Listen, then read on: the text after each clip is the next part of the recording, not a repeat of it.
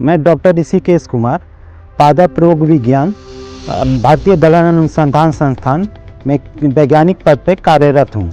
आज मैं चने में लगने वाली प्रमुख बीमारियों के बारे में आप लोगों को बताऊंगा।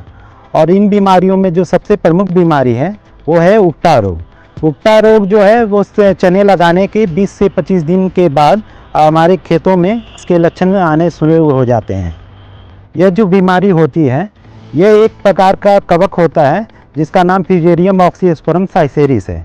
तो ये हमारी जड़ों से पौधों में लगना ये बीमारी स्टार्ट होती है। तो इसके जो लक्षण होते हैं ये क्या करता है कि आपके जड़ों में जो है पानी की सप्लाई है उसको वो रोक देता है। तो जिसके कारण जो सबसे पहला जो लक्षण आएगा, आपके ये जो पत्तियां हैं ये धीरे धीरे मुरझाने लगेंगी। पत्तियां मुरझाएंगी और पत्तियां जब मुरझाएंगी तो बाद में ये पत्तियां फिर पूरे पौधे पीले पड़ के और ये पौधे ही पूरे सूख जाएंगे। और इस तरह से आपके खेतों में बहुत बड़ी मात्रा में अगर ये बीमारी फैली है तो पूरे खेत में आपका बहुत अधिक मात्रा में आपका नुकसान हो सकता है। ये बीमारी आपके जब फसलों की दूसरी अवस्था जो होती है जिसको हम लोग लेट विल्टिंग बोलते हैं, उस अवस्था में भी ये बीमारी आती है कई एक जगहों पे।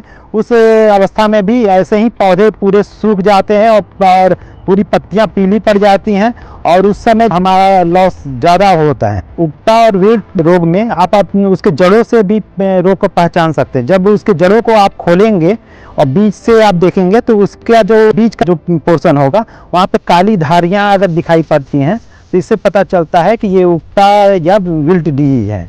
और ये बहुत ही हमारा कन्फर्मेटरी टेस्ट है जिससे हमें पता चल जाता है कि ये बीमारी विल्ट के कारण या उकटा रोग के कारण होगी। शुरुआती अवस्था में उकटा रोग और कॉलर रोग ये दोनों बीमारियां एक साथ कभी कभी खेतों में आती हैं।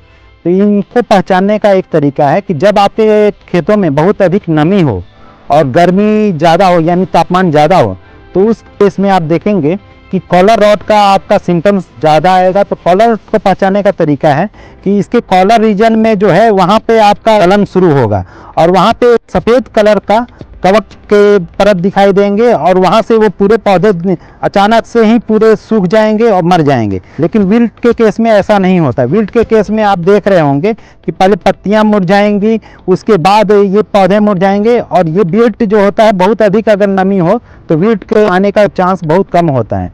तो इसीलिए हम लोगों को शुरुआती अवस्था में ये देखना है कि हमारा जो फील्ड है उसमें कॉलर रॉट आ रहा है या उकटा रोग आ रहा है जिसको हम लोग विल्ट भी कहते हैं।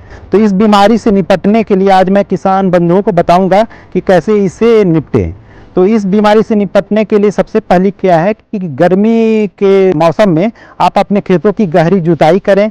पुराने जो फसलों के अवशेष जो चने के हैं उनको अपने खेतों में ना रहने दें। उसको आप खेतों से जब हार्वेस्टिंग कर लेते हैं तो उनको निकाल दें। इस रोग के प्रबंधन में बीजोपचार बहुत ही एक अच्छी प्रक्रिया है। बीजोपचार करने के लिए सरकार ने एक नई दवा संस्तुति की है। उस दवा में आपको 2 कवकनाशियों का मिश्रण है। एक कवकनाशी है प्रोक्लोराज जो 5.7% है और दूसरा कवकनाशी जो है वो है टेबुकोनाजोल जो 1.4% है। इन दोनों के मिश्रण को आपको 3 ml प्रति 10 किलोग्राम बीज के हिसाब से बीजोपचार करना है ताकि इस रोग का रोकथाम हो सके। और उसके बाद आपको क्या करना है कि जब बीजोपचार हो गया तो आपको खेतों में कुछ बायो कंट्रोल एजेंट हैं जो हमारे संस्था के द्वारा सिद्ध किए गए हैं। उस बायो कंट्रोल एजेंट में ट्राइकोडर्मा है। ट्राइकोडर्मा का जो हमारे पास जो अवेलेबल प्रोडक्ट है वो है दलहन डर्मा के नाम से।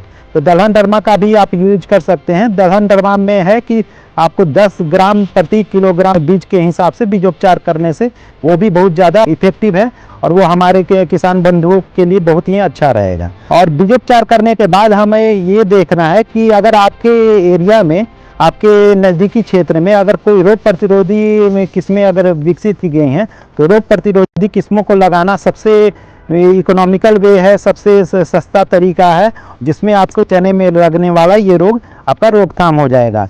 अगर ये रोग बहुत ही अधिक मात्रा में आ रहा है तो आप 2 और से या 3 सालों के लिए चने की जगह पे दूसरी फसलों के संग इसका फसल चक्र अपनाकर इसको रोक सकते हैं।